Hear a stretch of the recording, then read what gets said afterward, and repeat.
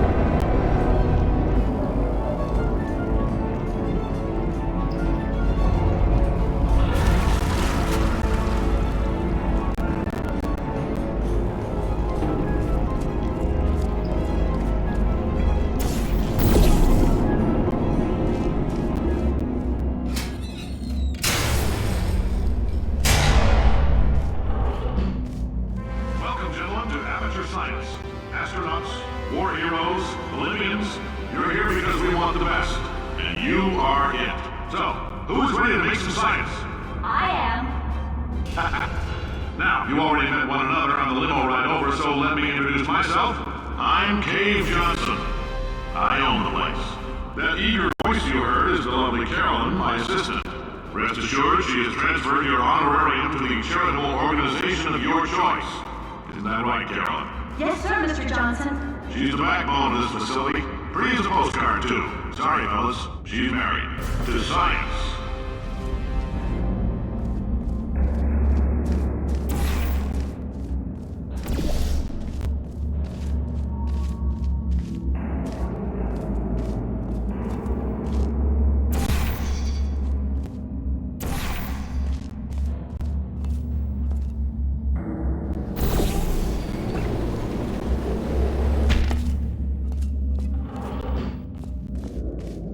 There's 1,000 tests performed every day here in our enrichment spheres.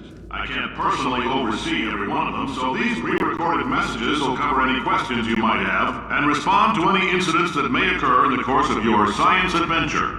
Your test assignment will vary depending on the manner in which you have bent the world to your will. Those of you helping us test the repulsion gel today, just follow the blue line on the floor. Those of you who volunteered to be injected with praying mantis DNA, I've got some good news and some bad news. Bad news is we're postponing those tests indefinitely. Good news is we've got a much better test for you. Fighting an army of mantis men. Pick up a rifle and follow the yellow line. You'll know when the test starts.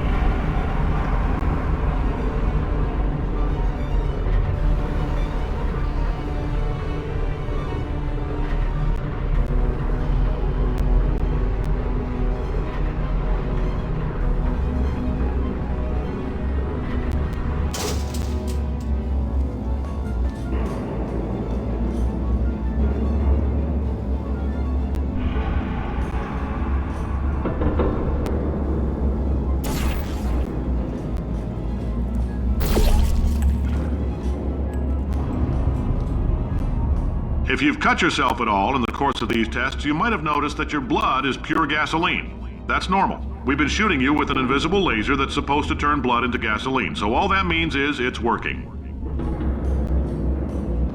If you need to go to the bathroom after this next series of tests, please let a test associate know, because in all likelihood, whatever comes out of you is going to be coal. Only temporary, so do not worry. If it persists for a week, though, start worrying and come see us, because that's not supposed to happen. Just a heads up, we're going to have a superconductor turned up full blast and pointed at you for the duration of this next test. I'll be honest, we're throwing science at the wall here to see what sticks. No idea what it'll do. Probably nothing. Best case scenario, you might get some superpowers. Worst case, some tumors, which we'll cut out.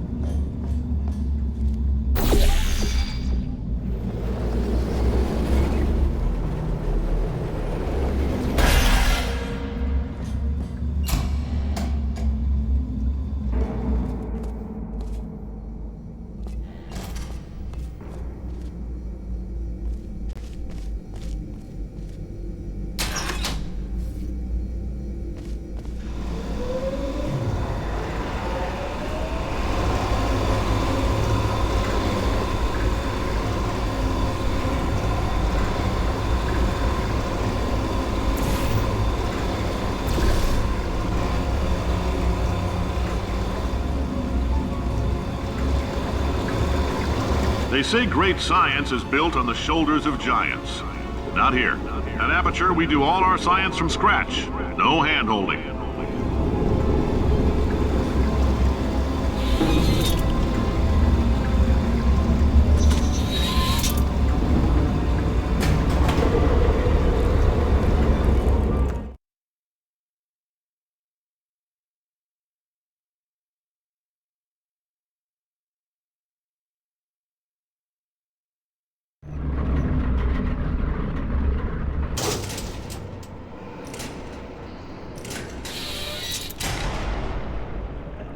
Let's get started. This first test involves something the lab boys call repulsion gel. You're not part of the control group, by the way. You get the gel. Last poor son of a gun got blue paint. All joking aside, that did happen. Broke every bone in his legs. Tragic, but informative. Or so I'm told.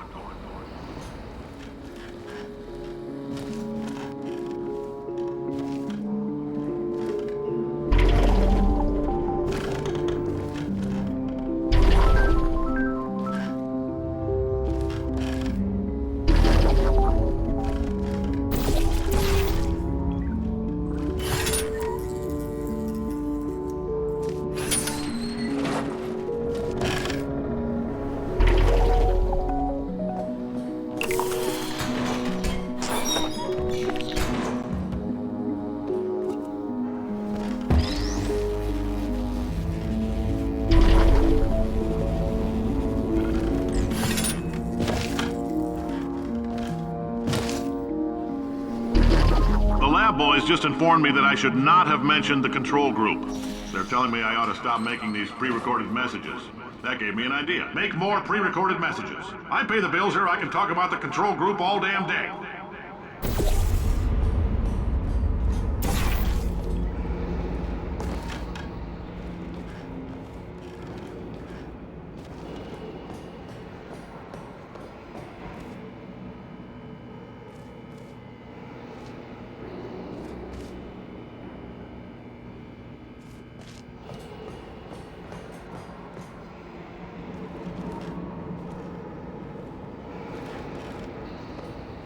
For this next test, we put nanoparticles in the gel. In layman's terms, that's a billion little gizmos that are going to travel into your bloodstream and pump experimental genes and RNA molecules and so forth into your tumors. Now, maybe you don't have any tumors. Well, don't worry. If you sat on a folding chair in the lobby and weren't wearing lead underpants, we took care of that too.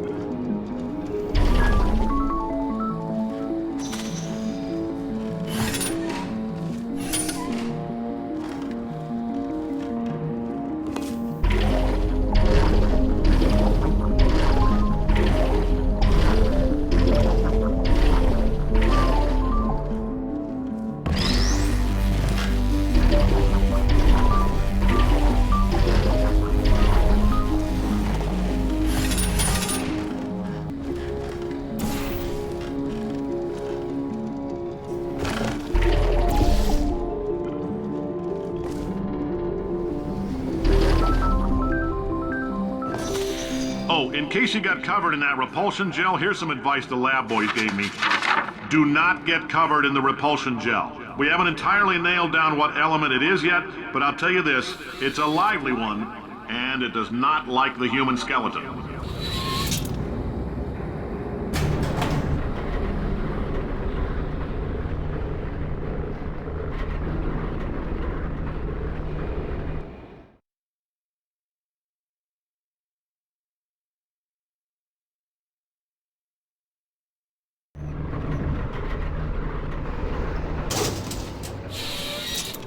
All these science spheres are made of asbestos, by the way. Keeps out the rats. Let us know if you feel a shortness of breath, a persistent dry cough, or your heart stopping, because that's not part of the test. That's asbestos. Good news is the lab boys say the symptoms of asbestos poisoning show a median latency of 44.6 years. So if you're 30 or older, you're laughing. Worst case scenario, you miss out on a few rounds of canasta. Plus, you forwarded the cause of science by 3 centuries. I punch those numbers into my calculator, it makes a happy face.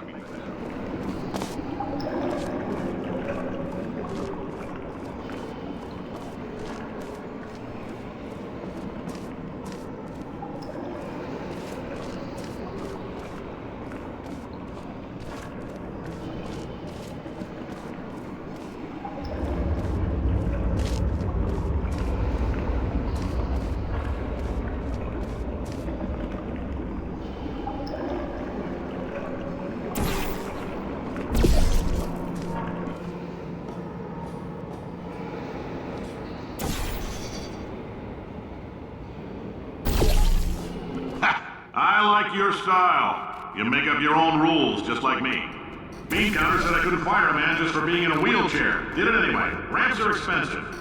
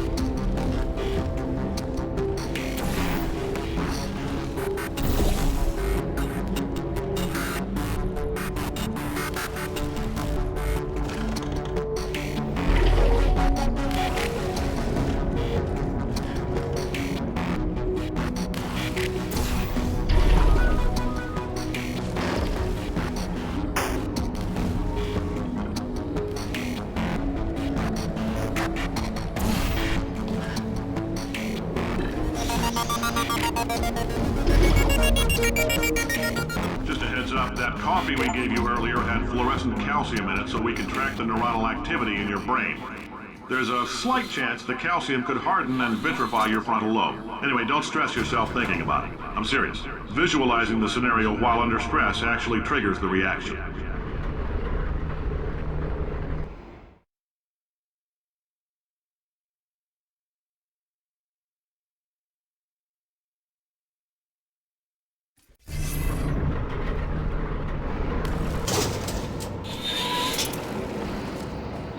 Now, if you're part of control group Kepler-7, we implanted a tiny microchip about the size of a postcard into your skull. Most likely you've forgotten it's even there. But if it starts vibrating and beeping during this next test, let us know. Because that means it's about to hit 500 degrees, so we're going to need to go ahead and get that out of you pretty fast.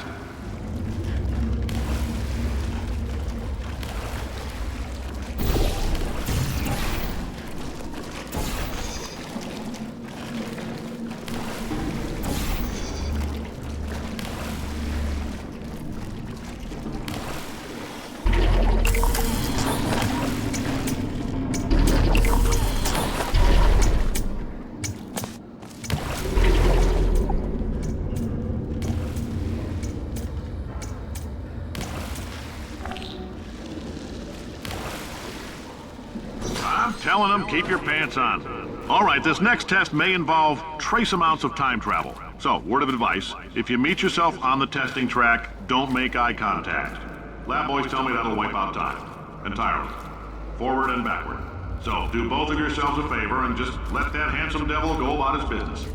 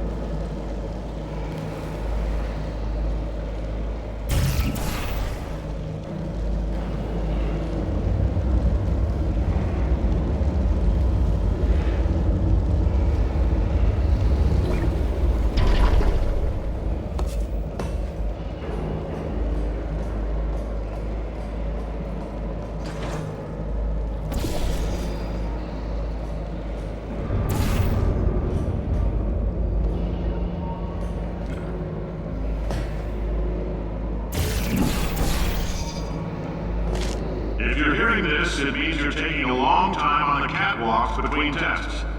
The lab boys say that might be a fear reaction. I'm no psychiatrist, but coming from a bunch of eggheads who wouldn't recognize the thrill of danger if it walked up and snapped their little pink bras, that sounds like projection.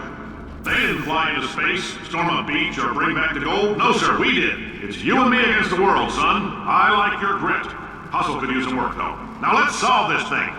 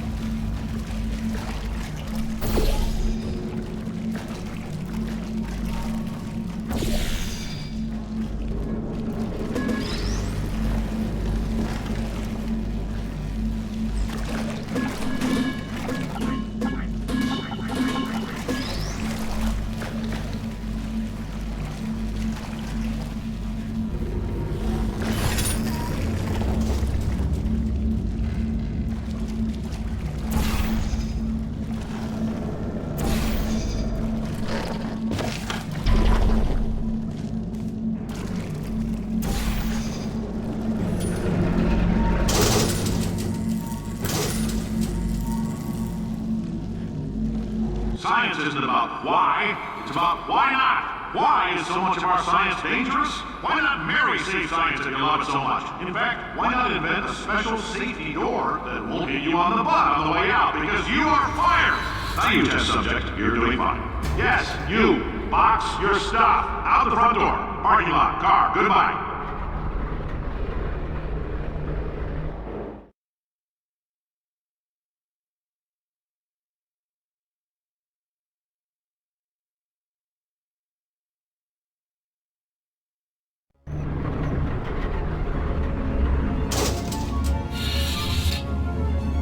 Congratulations! The simple fact that you're standing here listening to me means you've made a glorious contribution to science. As founder and CEO of Aperture Science, I thank you for your participation and hope we can count on you for another round of tests. We're not going to release this stuff into the wild until it's good and damn ready, so as long as you keep yourself in top physical form, there'll always be a limo waiting for you. Say goodbye, Carolyn. Goodbye, Carolyn. She is a gem.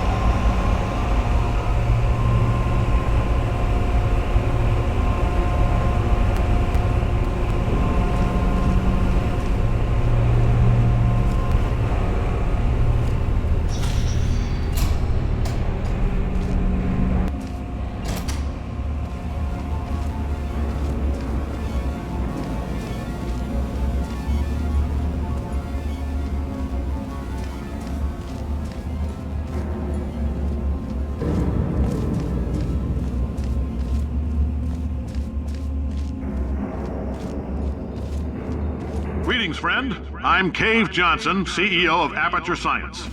You might know us as a vital participant in the 1968 Senate hearings on missing astronauts. And you've most likely used one of the many products we invented, but that other people have somehow managed to steal from us. Black Mesa can eat my bankrupt... Sir, the testing. Right.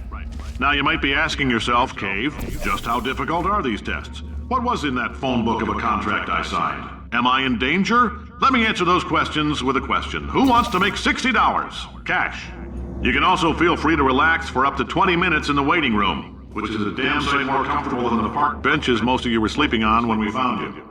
So, welcome to Aperture. You're here because we want the best, and you're it. Nope. Couldn't keep a straight face. Anyway, don't smudge up the glass down there. In fact, why don't you just go ahead and not touch anything unless it's test related.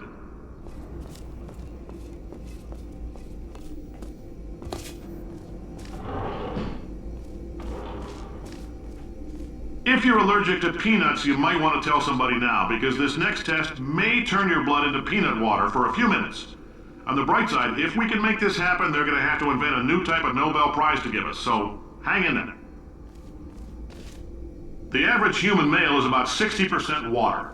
As far as we're concerned, that's a little extravagant. So if you feel a bit dehydrated in this next test, that's normal. We're going to hit you with some jet engines and see if we can't get you down to 20 or 30%. All right, we're working on a little teleportation experiment. Now, this doesn't work with all skin types, so try to remember which skin is yours, and if it doesn't teleport along with you, we'll do what we can to sew you right back into it.